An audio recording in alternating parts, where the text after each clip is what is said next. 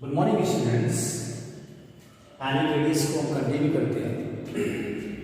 Previous lecture में हमने cationic radius के बारे में स्टडी किया था। आज हमारा एनायनिक रेडियस, ठीक है, एनायनिक रेडियस। पहले तो हम एनायनिक के बारे में स्टडी करेंगे, ठीक है। एनायनिक होता क्या है? When neutral atoms gain electron it convert into anions या फिर negatively charge ions. Okay, when neutral atom gain electron, it convert into anions या फिर negatively charged ions. For example, like fluorine, ठीक है, fluorine receive 1 electrons and it is converted into F minus. तो this is the fluoride ion. ये क्या बच्चों आपके fluoride। जैसे इसका ऑर्बिटल डायग्राम के थ्रू अगर इसको हम स्टडी करें तो देखिए बच्चों क्या हुआ, ये है न्यूक्लियस और ये रहा इसका फर्स्ट ऑर्बिट और ये हुआ सेकंड, ठीक है। इसमें 2 इलेक्ट्रॉन्स होंगे। इसका एटॉमिक नंबर कितना बच्चों? 9 है। होता है कि नहीं होता है? ओके, तो यानी कि प्रोटॉन्स यहां पर कितने हैं आपके? 9 और इलेक्ट्रॉन्स भी आपके कितने हैं? 9। लेकिन यहां पर इस फ्लोराइड के केस में क्या होगा?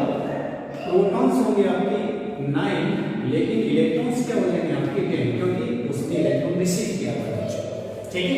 यहाँ 2 8, ठीक है, यानी 2 और 7 आउट ऑफ मोस्ट ऑर्बिट में कितने? 7 इलेक्ट्रॉन्स, ठीक है। जब इसने इलेक्ट्रॉन रिसीव किया तो बच्चों देखिए ये तो हुआ न्यूक्लियस और ये हुआ आपके फर्स्ट ऑर्बिट जिसमें सेकंड 2 इलेक्ट्रॉन्स होंगे और ये हुआ आपके थर्ड ऑर्बिट जिसमें आपके होंगे 8 इलेक्ट्रॉन्स, ठीक है बच्चों। अब इसमें क्या हो रहा है? देखिए ऑर्बिट तो अपना सेम है बट यहां पर क्या हो रहा है? नंबर ऑफ इलेक्ट्रॉन्स आपके क्या होते जा रहे हैं? बढ़ते जा रहे हैं, ठीक है। नंबर ऑफ प्रोटॉन्स तो आपके अपने ये सेम है लेकिन नंबर ऑफ इलेक्ट्रॉन्स बढ़ते जा रहे हैं जिससे इफेक्टिव न्यूक्लियर चार्ज वीक होता जाएगा। क्या होता जाएगा? इफेक्टिव न्यूक्लियर चार्ज वीक होगा बच्चों यहां पर, ठीक है। लेकिन स्क्रीनिंग इफेक्ट इलेक्ट्रॉन्स के बीच में जो रिपल्सन है वो बढ़ेगा, ठीक है। तो इस केस में क्या हो गया बच्चों? इफेक्टिव यानी कि जेड इफेक्ट है वो क्या हो गया बच्चों? आपकी कम हो गया, डाउन हो गया बच्चों। और स्क्रीनिंग इफेक्ट क्या हो गया? इस केस में आपके बढ़ गया या स्क्रीनिंग इफेक्ट बढ़ गया तो बच्चों यहां पर क्या होगा? साइज ऑटोमेटिक आपकी क्या हो जाएगी? इंक्रीज हो जाएगी, ठीक है। यानी कि जो न्यूक्लियस है वो आउटरमोस्ट ऑर्बिट में प्रेजेंट जो इलेक्ट्रॉन है उसको खींच नहीं पा रहा, ठीक है। इफेक्टिव न्यूक्लियर चार्ज अगर डोमिनेंट है तो साइज श्रिंक होती है और अगर इफेक्टिव न्यूक्लियर चार्ज अगर डोमिनेंट नहीं है, इफेक्टिव नहीं है तो बच्चों साइज इंक्रीज हो जाती है। तो बच्चों आपके इस केस में क्या हुआ? फ्लोराइड आयंस की साइज न्यूट्रल फ्लोरीन से ज्यादा होगी। क्लियर बताइए? हम Z/E के थ्रू भी इस कॉन्सेप्ट को यूज कर सकते हैं। Z/E तो पहले हम निकालते हैं फ्लोरीन के लिए फिर दूसरा निकालते हैं F माइनस के लिए, ठीक है बच्चों। तो Z/E कैलकुलेट करने जा रहे हैं हम इनके लिए। तो फ्लोराइड का एटॉमिक नंबर कितना बच्चों? आपकी 9 है और नंबर ऑफ इलेक्ट्रॉन्स कितनी है इसके? 9, यानी कि Z/E यहां पर कितना है? 1 है, ओके। और इस केस में Z/E क्या आपकी देखिए Z तो 9 ही है एटॉमिक नंबर, E यहां पर 10 हो गया तो बच्चों 0.9 इसका है, ठीक है। तो यहां पर क्या Z/E आपके क्या हुआ? डिक्रीज हुआ तो साइज जो एनायनिक साइज है वो क्या हो जाएगी आपकी? इंक्रीज हो जाएगी बच्चों, ठीक है। Z/E डिक्रीज हुआ तो एनायनिक साइज क्या हो जाएगी? इंक्रीज। क्लियर बताइए चीज? फटाफट नोट कीजिए, आगे कंटिन्यू करते हैं।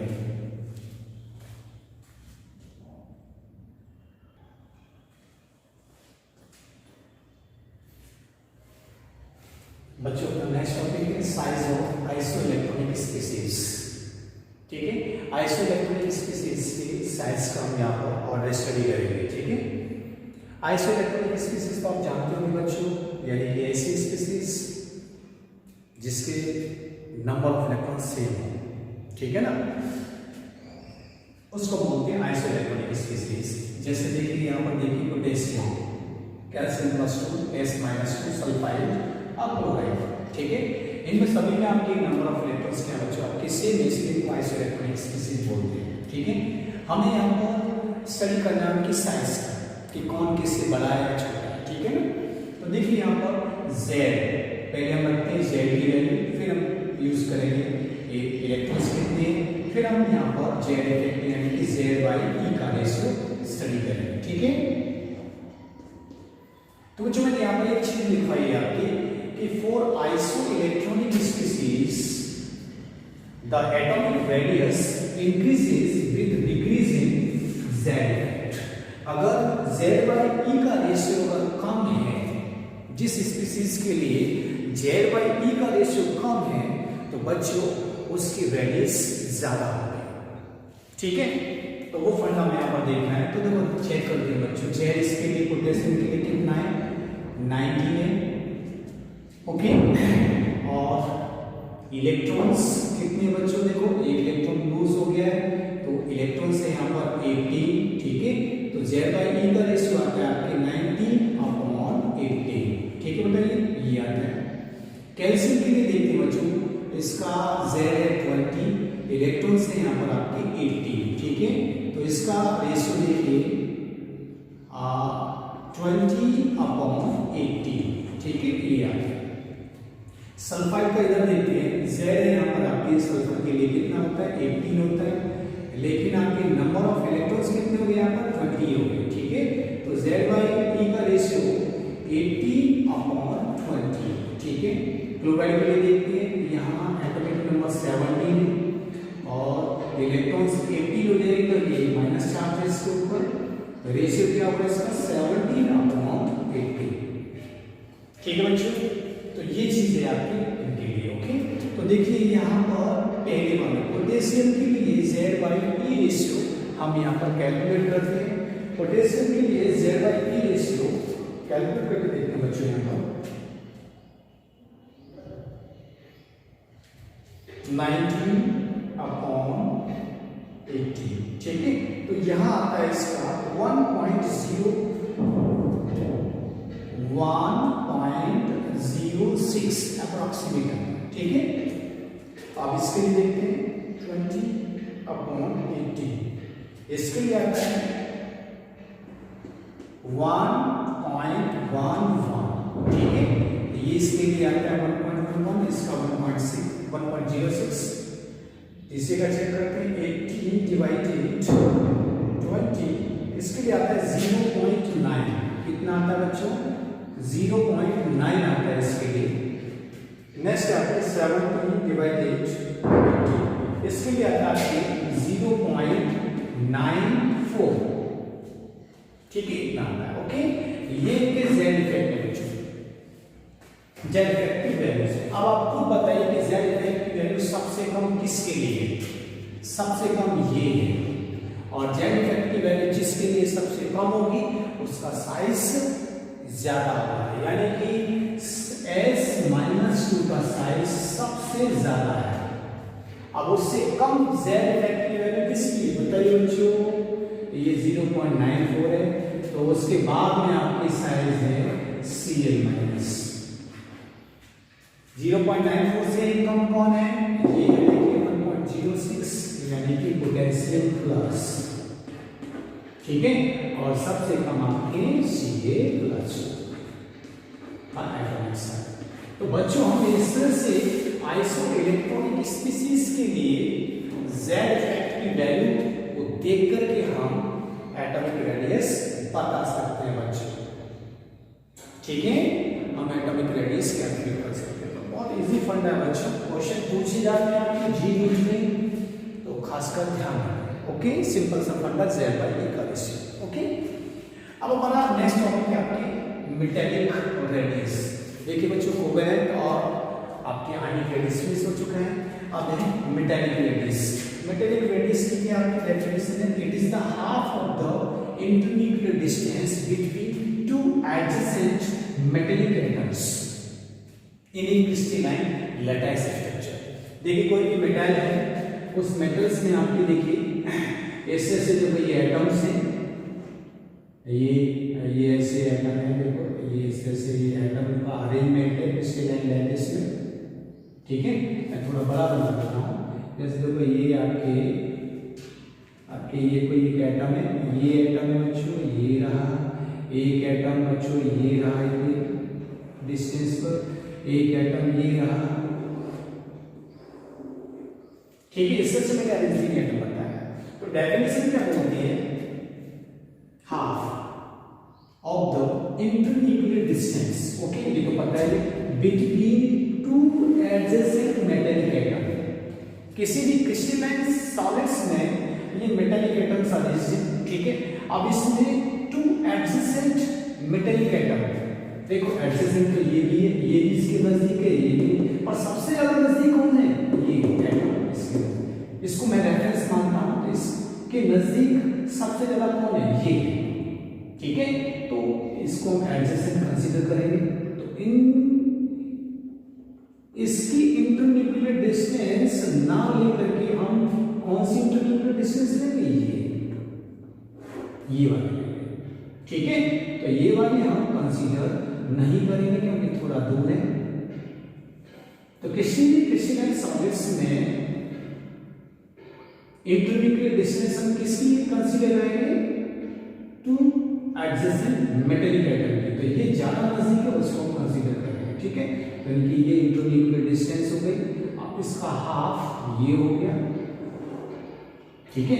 तो ये होगी बच्चों आपके मेटालिक रेडियस, क्या हुई है, मेटालिक रेडियस, ठीक है। ये मेटालिक रेडियस। तो बच्चों अभी आपने कोवलेंट स्टडी किया ना, तो बच्चों ये तो क्लियर हो गया ना आपके कि कोवलेंट से ज्यादा आपकी मेटालिक रेडियस होती है।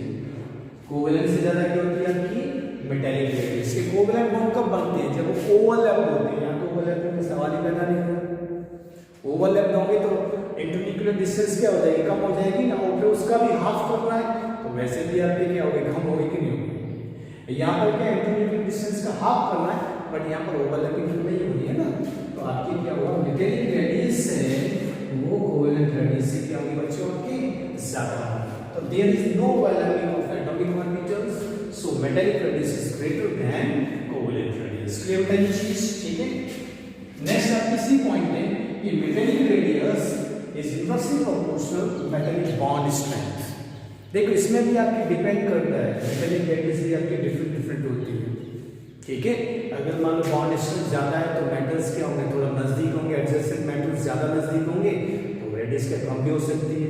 अगर बॉन्ड वीक है तो एटम्स थोड़े मेटालिक एटम्स हैं वो थोड़ा दूर होंगे, फिर उनकी इंटरन्यूक्लियर डिस्टेंस का हाफ करोगे तो बच्चों आपकी क्या है, मेटालिक रेडियस बढ़ जाएगी। तो मेटालिक रेडियस भी डिपेंड किस पर करती है, आपकी बॉन्ड के मैग्नीट्यूड पर, ठीक है। अगर बॉन्ड स्ट्रेंथ ज्यादा है, एटम नजदीक होंगे, मेटालिक रेडियस कम हो जाएगी, ठीक है। ओके, इसीलिए यहाँ पर मेटालिक रेडियस का मेटालिक बॉन्ड स्ट्रेंथ से क्या होता है, इनवर्सली प्रोपोर्शनल रेशियो होता है बच्चों। ओके, क्लियर है चीज, इसका स्क्रीनशॉट कीजिए, ठीक है।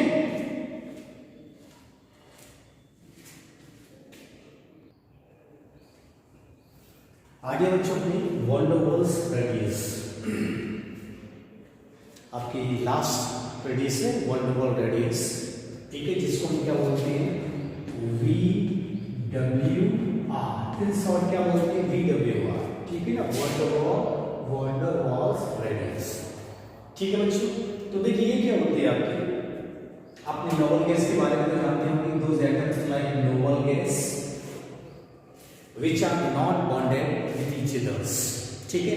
वो कि आप अपने आप से वो बॉन्डेड नहीं होते हैं, बट लेकिन क्या वो एक अट्रैक्शन एक्सपीरियंस करते हैं, और उसी अट्रैक्शन को हम बोलते हैं आपकी, ठीक है, वल्नरेबल अट्रैक्शंस, ठीक है। एक दूसरे के नजदीक आने के लिए वो एक अट्रैक्शन फील करते हैं, बहुत ही वीक अट्रैक्शन होता है बच्चों, ठीक है। तो उसको बोलते हैं vulnerable attraction. So those atoms like noble gas which are not bonded with each other experience a weak attraction force to come near, ठीक है। तो अट्रैक्शन फील करेंगे, जैसे मान लो आपकी ये कोई इनर्ट गैस के दो एटम्स हैं, ठीक है, ये दोनों नजदीक आने के लिए एक अट्रैक्शन फील करेंगे और इस अट्रैक्शन को बोलते हैं वॉन डर वाल अट्रैक्शंस। ठीक है, नजदीक आ गए। अब ये नजदीक आने के बाद क्या है, कितने नजदीक आ गए, एडजेसेंट हो गए एक दूसरे के।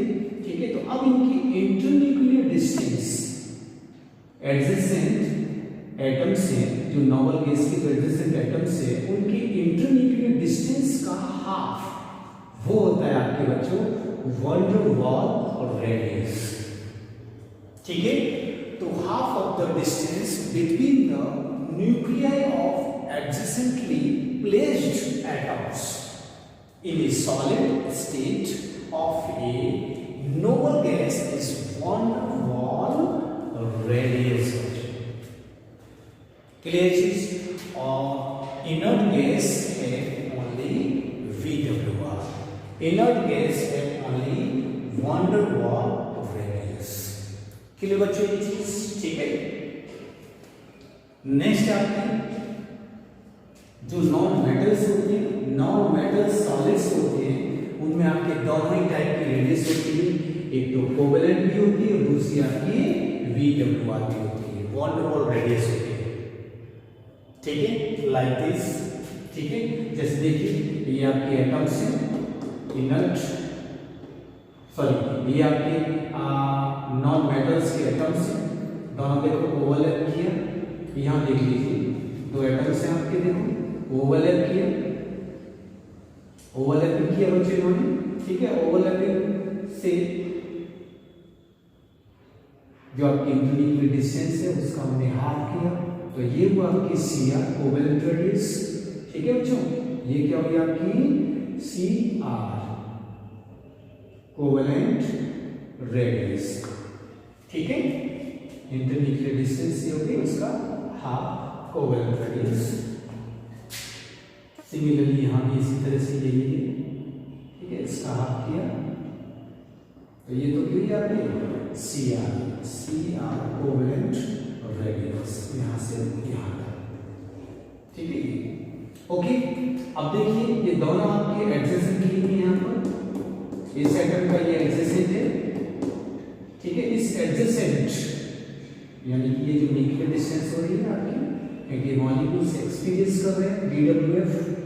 ठीक है, वॉन डर वाल फोर्स या अट्रैक्शन एक्सपीरियंस कर रहे हैं, एक दूसरे के नजदीक आ रहे हैं मॉलिक्यूल्स, क्योंकि आपको पता है कि मॉलिक्यूल्स के बीच में आपकी क्या लगता है, वॉन डर वाल फोर्स लगता है। ओके, ठीक है, तो ये एक दूसरे के नजदीक आ रहे हैं आपके, एडजेसेंट हो गए, इंटरन्यूक्लियर डिस्टेंस की, और इसका हाफ ये हो गया आपका VWR। ठीक है, यहाँ पर जो भी इनर्ट गैस लिया था वो था आपका मोनो एटॉमिक मॉलिक्यूल, क्योंकि जो भी आपकी इनर्ट गैस होती है वो क्या होती है, मोनो एटॉमिक मॉलिक्यूल्स होती है। ठीक है, मोनो एटॉमिक मॉलिक्यूल्स होती है। तो इस तरह से आपके नॉन मेटालिक सॉलिड्स में आपकी क्या है, कोवेलेंट रेडियस होता है और आपकी वॉन डर वाल रेडियस होता है। ठीक है, लेकिन वॉन डर वाल रेडियस की जो आपकी जो साइज है वो ज्यादा होती है CR से। ठीक है, और कितनी ज्यादा होती है आपकी, जस्ट डबल होती है, तो VWR equal to multiply CR। तो एक फॉर्मूला सा बन गया बच्चों। ठीक है, किसी भी नॉन मेटालिक मॉलिक्यूल्स में अगर CR दे रखा है तो आप उसका VWR कैलकुलेट कर सकते हैं बच्चों। ये देखो आपके ऑर्डर है, VWR सबसे ज्यादा होता है। ठीक है, मेटालिक रेडियस से, और मेटालिक रेडियस से मेटालिक रेडियस ज्यादा होता है CR से। ठीक है बच्चों, तो इस तरह से हमने यहाँ पर ये रेडियस जो आपके टाइप्स हैं आपकी, ठीक है, covalent radius, ionic radius, metallic radius और वॉन डर वाल रेडियस आपकी फिनिश होती है। ओके, नेक्स्ट लेक्चर में मिलते हैं आपकी नेक्स्ट टॉपिक के साथ। Thank you.